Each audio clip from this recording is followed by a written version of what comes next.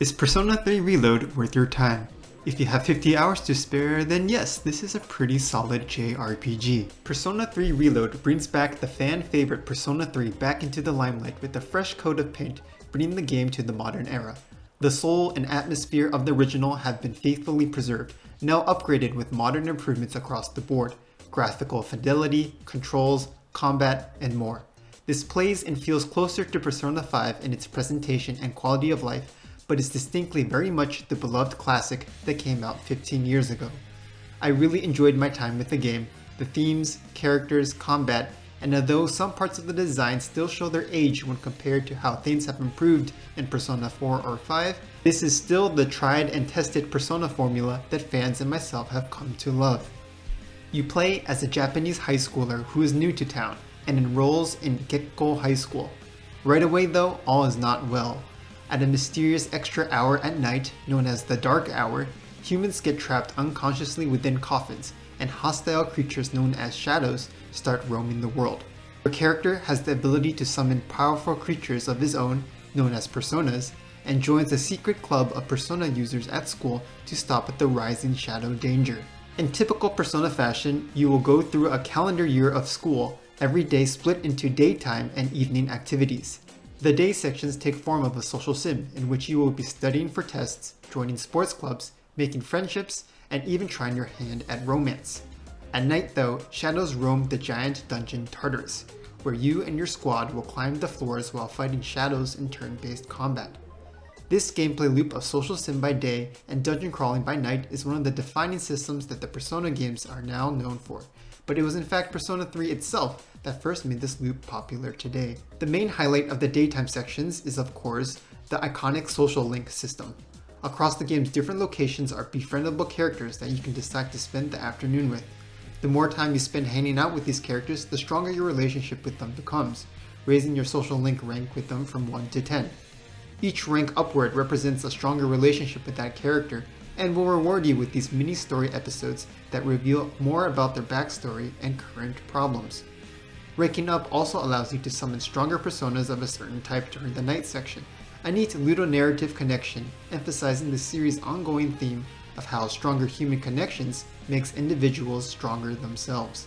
However, I did find that many of these characters kind of felt a little one-note at first, but I was pleasantly surprised that many of them became much more personalized and nuanced the further into the social link I got. Less so for any gameplay benefits, it was very rewarding to advance these social links for the sake of these mini-stories themselves. I have to say though that the social links in the later games have been much improved compared to where they started here in Persona 3. They are more interesting, intricate, and personal stories that do more to flesh out the characters while also supporting the larger themes of the game. Coming back to Persona 3, the social links here definitely have their moments, but left me a little bit wanting after seeing where this system has ended up in Persona 4 and Persona 5. Not all of these social links can be started right away though. You have 3 social stats, courage, academics, and charm, that often need to be at a certain level before you are smart enough, suave enough, or brave enough to approach them. The main bulk of the other daytime activities, eating at restaurants, running track, studying in the library, playing at the arcade, and more are for raising these stats. As you are only really allowed one main activity per day, much of the strategy and decision making becomes about juggling around your social links and stat raising activities to ultimately advance through more social links. Where the daytime sections fell a little short for me though is that with only 3 stats to worry about and a limited number of activities that can raise them, I quickly found a handful of activities that were efficient, and those became my go-to routine. It was quite easy maxing out all of the stats a little past the midpoint of the game, with not enough trade-off decisions and blocked content to make your activity choices feel more meaningful. I ate at the restaurant Wakatsu like 20 times and became a genius. It was only that simple in real life. Later games Persona 4 and 5 greatly improved this aspect by having 5 social stats instead of 3, blocked more content behind leveling them. In those games, it was less immediately intuitive in how to most effectively level these stats and which order to do so, encouraging a bit more experimentation and spontaneous trade-offs. The night sections have your party exploring the large dungeon known as Tartarus, which serves as the main location for most of the dungeon crawling and combat in the game. Combat in Persona 3 Reload is what you come to expect from modern Persona entries. It's snappy, visually stunning, and satisfying. You have the options to attack normally, or better yet, summon different Persona creatures to cast spells, buffs, and special attacks. The system revolves around exploiting enemy weaknesses to certain damage types to give yourself extra turns to chain more free attacks. The flip side though is that enemies can exploit your team's own weaknesses as well to get free turns of their own.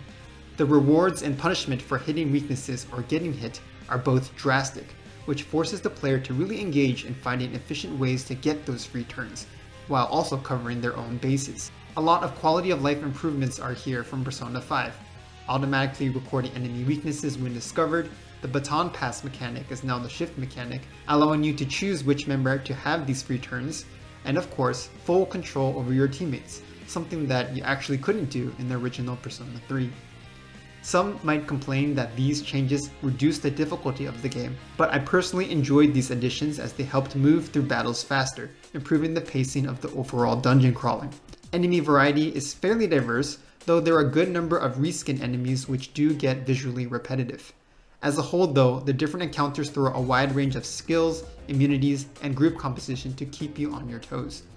I liked how mastery and understanding over the different mechanics, buffs, and move sequencing are encouraged, and frequently tested with mini-bosses. For the main bosses themselves, mechanically they are quite unique and interesting, so when we are talking about just the gameplay of the fights, I found the bosses to be both challenging and fun. However, a good number of them lacked the personability when it came to the story, and felt a little bit generic. Most are mainly super shadows for the most part, and their purpose and significance in the story didn't have the narrative impact I was hoping for in a boss. The other major mechanic in the Dark Hours sections is of course the Persona Fusion mechanic. After defeating shadows throughout Tartarus, you will have opportunities to obtain different Persona creatures that you can swap during battle. Each Persona has its own unique combination of stats, resistances, and learnable skills, so you will be wanting a diverse team of Personas to handle the different enemy types. You then have the ability to fuse multiple Personas together to create stronger, new Personas, and transfer over existing skills to the new one, kind of like a breeding system. Hardcore fans will surely min-max and optimize all of the little nuances here, creating absolutely OP Personas. But for me as a casual player, I found the system entertaining in how it gave me a good amount of control and customizability over my strategy and abilities. A major criticism of the original game is how repetitive the level design of Tartarus is. This is unfortunately still the case in the remake. This is basically the only dungeon location in the game where all you will be doing is ascending up floor by floor. These floors are all randomly generated tile layouts, but these layouts are simple. By floor 10, everything starts to blend together and there's very little variation in how these floors play out later beyond that. There are a couple of small gimmicks here and there, side areas, special shadows, and other minor mechanics that get added to the mix, but the overall exploration experience is quite repetitive.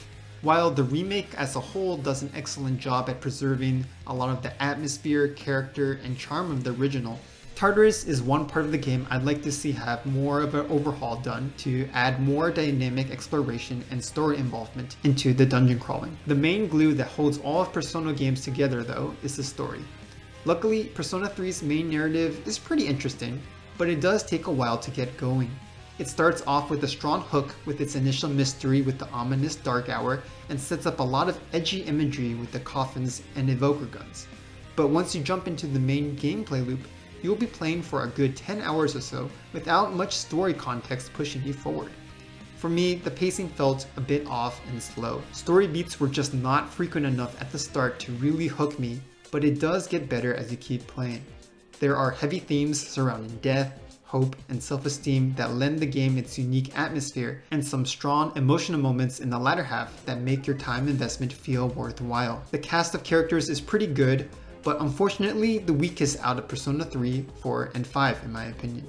We just don't see as much group bonding and playful synergy between these characters that made the Persona 4 and 5 casts so memorable. Yukari and Mitsuru's tense friendship is interesting to see develop. Junpei and Akihiko have nice individual character arcs as well, but I wasn't able to connect with the whole team as a whole as I'd hoped. In particular, it's a shame that the main male characters in the game don't have their own social links, as it was the case in the original game. I was hoping to explore their personalities and backstory more than what was on offer here.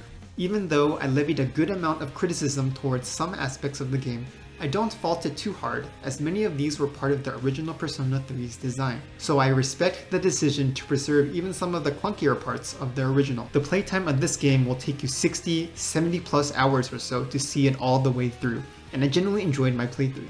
Is Persona 3 Reload worth your time? If you are a JRPG enjoyer or want a long, chunky, narrative-driven game, the answer is of course yes. But even if RPGs aren't your thing, Persona games have a unique charm that seems to win people over.